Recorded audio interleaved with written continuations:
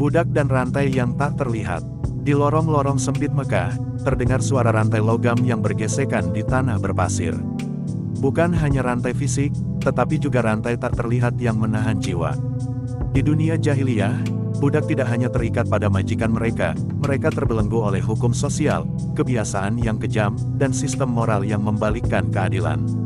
Seorang pemuda budak bernama Salim menarik gerobak berisi barang-barang majikannya. Tubuhnya lelah, kulitnya terbakar matahari, dan tangannya melepuh karena gesekan tali dan kayu gerobak.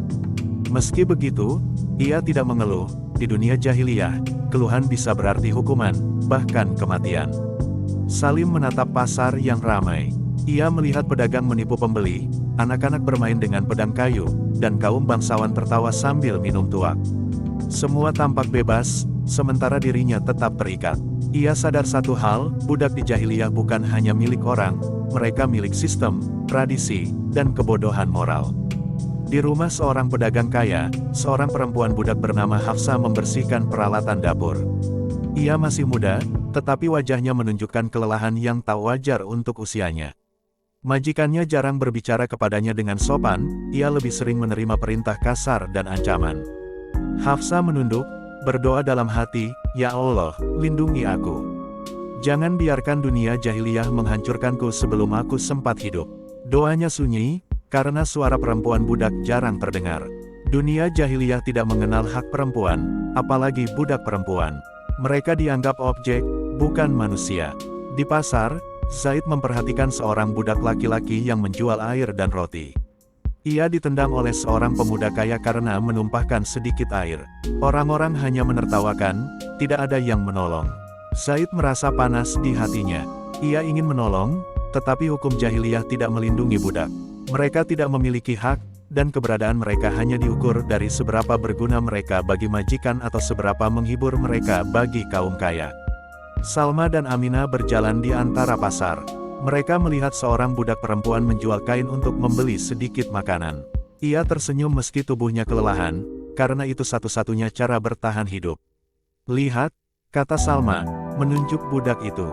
Ia tidak punya pilihan, bahkan senyum pun harus dipaksakan agar tetap aman. Aminah menunduk. Ia menyadari satu hal penting, kebebasan di dunia jahiliyah adalah hak kaum bangsawan, sementara budak hanya memiliki kehidupan yang ditentukan orang lain. Suatu hari, Salim dan beberapa budak lain dipanggil majikan mereka untuk memindahkan tumpukan kayu yang berat. Seorang budak terjatuh dan terluka, tetapi majikannya hanya menertawakan. "Kalian lemah," katanya, "bangkit, atau kalian akan menyesal." Salim menatap teman-temannya. Mereka semua diam, menelan sakit dan kelelahan. Di dunia jahiliyah, protes atau keluhan dianggap penghinaan.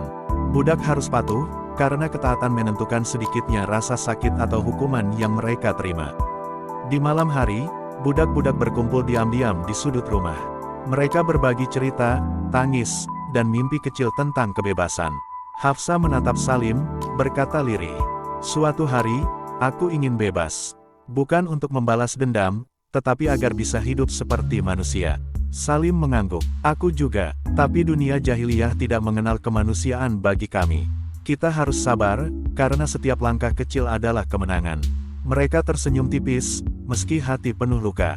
Di dunia jahiliyah, sabar bukan sekadar kata, itu adalah kunci bertahan hidup. Di lorong pasar, Zaid menyaksikan adegan mengerikan, seorang budak perempuan dipukuli karena menumpahkan minyak wangi. Majikannya marah, tetapi tidak ada yang menolong. Orang-orang hanya menonton, karena moral jahiliyah membalik. Nilai, kekejaman dan intimidasi dianggap wajar, bahkan alami. Aminah menunduk, menutup mata, dan menahan air mata. Ia menyadari bahwa perbudakan bukan sekadar fisik, tetapi moral. Budak tidak dihargai, tidak dilindungi, dan sering kehilangan identitasnya. Mereka menjadi bayangan manusia yang hanya bergerak atas perintah dan kepentingan majikan. Di sisi lain, anak-anak bangsawan belajar tentang kekuasaan, kehormatan, dan penindasan sejak kecil. Mereka diajarkan bahwa budak ada untuk melayani, bahwa perempuan tidak berharga, dan bahwa kekuatan menentukan benar atau salah. Zaid memperhatikan mereka bermain di pasar dengan pedang kayu, meniru perilaku orang dewasa. Ia sadar satu hal, dunia jahiliyah membentuk generasi masa depan untuk menindas, bukan melindungi. Hafsa suatu hari mencoba menulis di selembar kulit tua yang dicuri dari majikannya. Ia menulis, "Aku ingin hidup, aku ingin menjadi manusia, aku ingin dunia ini tahu, meski aku budak, hatiku tetap ada." Salim melihat tulisan itu dan tersenyum tipis. Hidup kita memang terikat, tapi hati dan pikiran kita tetap bebas. Itu satu hal yang majikan tidak bisa ambil. Di dunia jahiliyah, itu adalah kebenaran kecil, meski tubuh terbelenggu, hati bisa tetap merdeka. Namun, kebebasan itu berharga, karena jika ketahuan, hukuman bisa datang. Di malam yang sunyi, Zaid duduk di atap rumah, memandang bintang. Ia berpikir tentang budak-budak di pasar, di rumah, dan di lorong-lorong. Ia sadar bahwa perbudakan bukan hanya fisik, tetapi mental. Mereka dilatih untuk menerima ketidakadilan, untuk takut, dan untuk menunduk di hadapan ketidakadilan yang berlaku di dunia jahiliyah. Setiap rantai yang terlepas, pikir Zaid, dimulai dari hati yang berani menolak ketidakadilan, meski dunia menolaknya. Keesokan hari, Salim dan Hafsa berhasil menolong satu budak lain yang disiksa oleh majikannya. Mereka bersembunyi di lorong, memberi makanan dan air, serta menenangkan teman mereka. Itu adalah tindakan kecil, tetapi bagi mereka, itu adalah kebebasan kecil dari rantai jahiliyah. Aminah dan Salma melihat tindakan itu dengan kagum. Mereka sadar satu hal, dunia jahiliyah penuh kebodohan, ketidakadilan, dan kekejaman, tetapi hati manusia yang peduli tetap bisa membuat perubahan, meski kecil. Zaid, di rumahnya, menulis bait terakhir di kulit tua. "Badan kami terbelenggu, tapi hati kami merdeka. Kami budak di dunia jahiliyah, tapi manusia di dalamnya.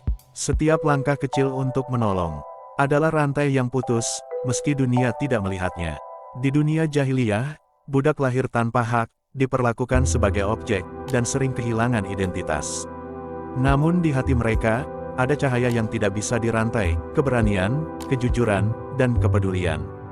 Hati yang bebas menjadi ancaman bagi kebodohan dan ketidakadilan, dan pada akhirnya, benih perubahan dimulai dari sana.